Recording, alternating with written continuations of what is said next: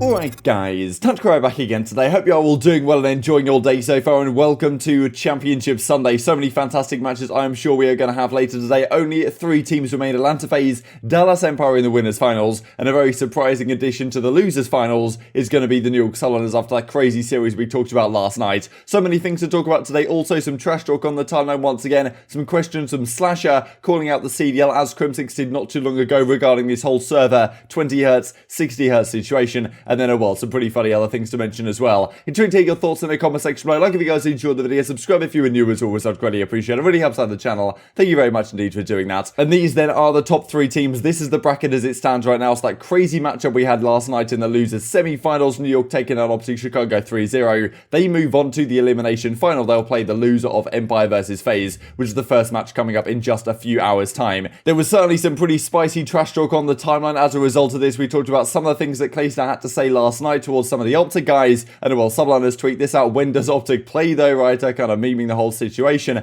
And well, this also from Octane, right? Imagine the scenes at the Hilton Bar. So the Hilton Bar is a bar at Anaheim, right after CDL Anaheim. It's kind of a tradition that everyone goes to the bar in the Hilton, and things can certainly get a little bit leery. And as Methodz says, you know, people acting like Dashy and Clayster and Scrap, I would sweet chin at music both. I'm too old to fight, bro. My bones are brittle at the present time. And well, this also was pretty interesting. Clay was talking about, hey, well, the timeline is hot. Don't forget after this major, I'll be opening this one. I'm talking about the whole Pokemon cards, which Clayster's got super into as of late. But aBeZy says, can I get a free one since you stole $5,000 from me? Maybe I'll give you one at cost, but you guys were snaking us super hard on Miami. Wow, I've never snaked anyone in my life. Point to the culprits. And then he adds assault. I literally crouched or snaked twice in the 1v3 corner, that being DiamondCon was in. That was it the entire map. According to a seam, it happened on a bomb. So this is interesting to me, right? Because we saw yesterday there was a whole discussion around DiamondCon snaking. I mean, clearly, blatantly so, when he was caught in 4K over at those tires on Crossroads Hardpoints up against OpTic in that game number 1. But now Clayster's talking about the fact that supposedly it was maybe Assault who was snaking them on Miami Search and Destroy. So I don't really understand how Clayster's getting annoyed on one hand about the snaking, given he talked about the other day the fact that apparently, you know, you should just abuse snaking. He talked about it on the Flank podcast because it's impossible to really GA because, you know, how exactly do you tell if someone's doing it and someone's not? It's kind of tough. So he basically said on Zuma's podcast, like, anyone can just abuse it and that's perfectly fine by me. Seems like that's what he said to DiamondCon, and that's why he was using it yesterday. But now all of a sudden Silly and Assault are maybe using it in their matchup that they played last night. Clayster's getting somewhat frustrated. So it's pretty interesting to see this whole thing go down. And as Clay says, I think that Methodz even muted Clayster's tweets because he was just tweeting so much. I know some of you find me unsufferable on here, but the way I beat myself up over losses, I feel I got to enjoy the wins when they come. We haven't won anything yet. There's still a tourney to play, but enjoying the small steps forward is really what the journey is about. I'm constantly disrespected by the pro scene, he says, and the fans alike. So if I get it all the time, I feel it's only right to be disrespectful back when it is my time. So okay, fair enough, I suppose. From Clay said, from my perspective, it just makes the scene more entertaining and more spicy, so I'm not complaining one bit. He also tweets this out as well: always had mad love for the green wall. Don't you guys forget who brought back championship goals back to OpTic Gaming, right? So way back in the day, won the X Games 2014 in Ghosts. This was really a watershed moment for the OpTic Gaming brand because at the time it was considered, okay, they were always kind of second fiddle. They were always the underdogs to teams like Complexity and the biggest evil geniuses, I believe it was at the time. But this was the first event they really got a victory in, and Clayster was on OpTic Gaming at the time. He's basically teamed with everyone and been on every team at some point or another, and we'll talk about exactly how that shapes up for today right to the end of the video. This is pretty funny as well for Methodz. These last couple of days had a horrible nightmare. We were 7v2'd on, of course, that checkmate control, and almost kind of foreshadowing in a sense of that crazy 4 versus 11 we saw New York pull off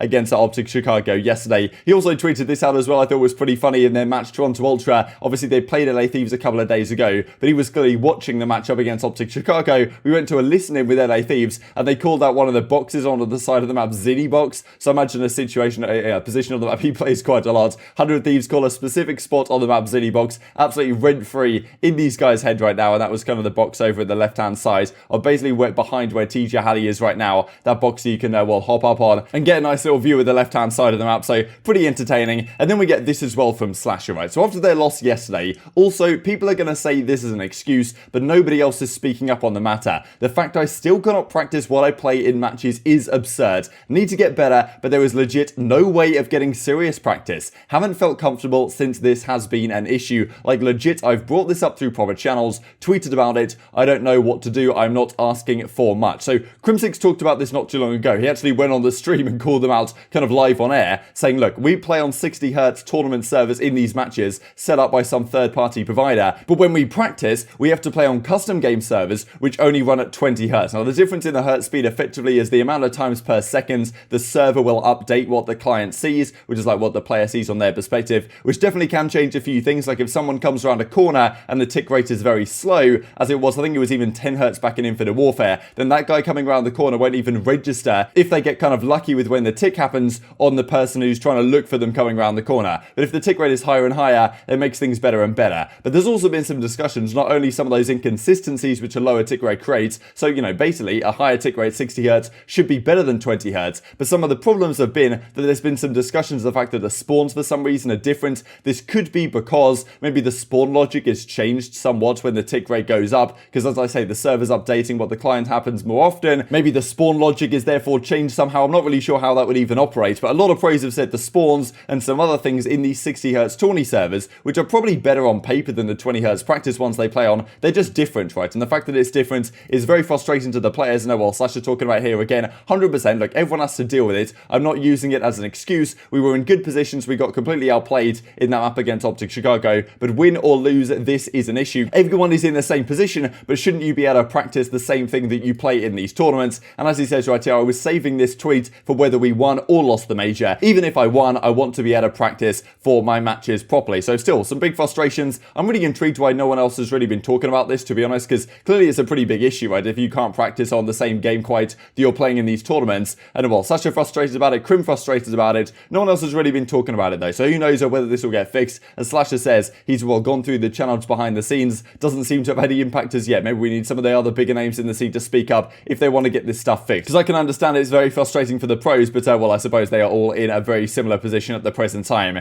There was also a bit of drama yesterday in the Challengers Cup. As FeLo says, everyone cheating in the cup today. Wow, what a surprise. So there were so many upsets early on in the European and the North American Challenger Cups that I think a lot of people either just straight up were cheating or like were being accused significantly of cheating just because there were so many upsets in the early rounds, which just tend to where you see this type of stuff. So who really knows exactly what's going on? Renegades still win the APAC Cup, and I think the other cups are well coming soon. We'll maybe talk about those tomorrow. This is pretty interesting though. So Parasite Quake tweets this guy is cheating, Challengers is hell. This is pretty interesting. So this guy Chris Radial calling this guy out because he goes over to this right side street here and he's well pre-aiming through this well effectively there's a guy behind this truck and he's pre-aiming looking at right to the truck, and the question is, okay, why is he looking at this truck? Why is he pre-aiming right there? And the guy shows in the theater mode third person that indeed there was a guy just sitting behind this truck the whole time. However, there is a reasonable explanation for this that this guy comes out with right here. Why are you talking down on his name? You can literally see names through the truck. This is sometimes a glitch will happen in the game where this guy's in basically the same position that the guy supposedly hacking was in, and as you can see through the truck right here, you actually get this little red name, which you're not going to be able to see in theater mode. Therefore, potentially that's what this guy got. He saw the red name in because he could see his like fee or something under the truck, and therefore the red name starts appearing. Not really sure what's going on. It's kind of difficult to figure out exactly how this game works sometimes, but this is a very reasonable explanation for why that guy might actually not have been hacking and just happened to know he was there because he got this kind of red name tag glitch going on in the game. And I do find this really frustrating, right? If I was an up and coming amateur player that well, I've had a great tournament, maybe I've knocked out a big name team in the Challengers Cup, of course everyone's going to accuse me of cheating because that's just how it works, and then you get clips like this, but actually you're perfectly legit. I don't really know. It's tough to tell if people are perfectly legit or not. Certainly wall hacks could be being used and abused, and it's very tough to get around either way, but well, still a conversation we're going to be having, I'm sure, for the rest of the year. So let's talk about the matches for the rest of the day. Clay says the following: kinda nuts, no matter who we play tomorrow, either Dallas or FaZe, or maybe both actually, possibly if they win their losers finals and go on to the grand finals, I'll either be playing 4 of my old teammates or 3. This is pretty incredible, right? And these guys, of course, both these teams he's won the world championship with pretty much. Of course, the FaZe team of Simp, aBeZy, Arcitys, he hasn't teamed with Cellium before, but those 3 he won the world championship with Honor United in 2019, and then the 4 guys on the Dallas Empire, he won the world championship with them last year. So honestly, Clayster's just out of control. The fact that he's still competing at such a high level and he manages to like bring up such young players to become like a god tier team, like this guy's the next level, honestly. Like so much respect for Clayster and what he's able to achieve. And what I will say is, to be honest, if they win the world championship this year, like if Clayster manages to do it on the New York subliners, like he has to be the greatest player of all time. I don't really think there's any question at that point.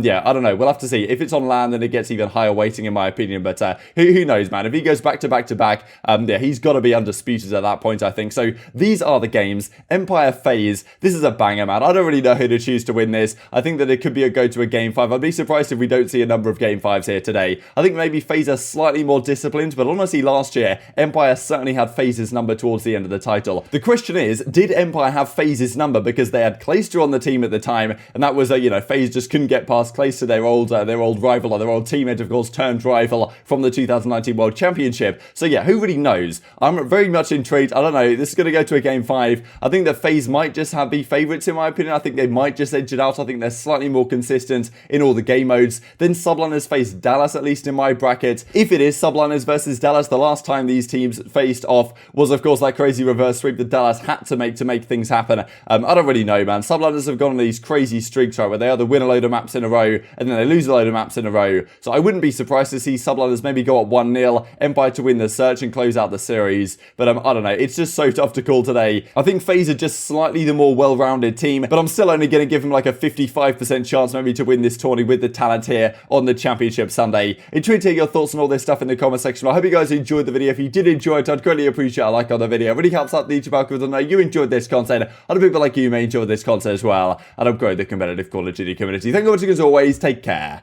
and I will see you next time. Which country has the second largest population? Country. Okay. Asia.